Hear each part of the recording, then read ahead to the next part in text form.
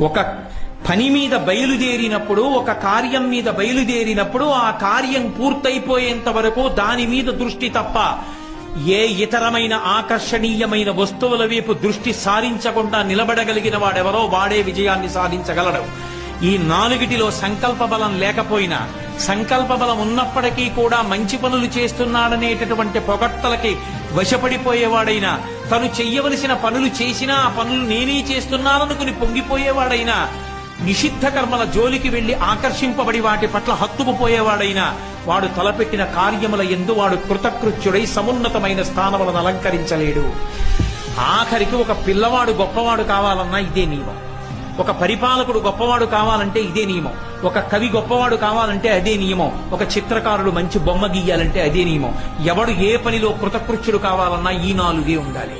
ధృతి, హృష్టి, మతి, దాక్ష్యం, సకర్మసు నసీగతి. ఈ నాలుగున్నవాడు తన కర్మల యందు చెడడు.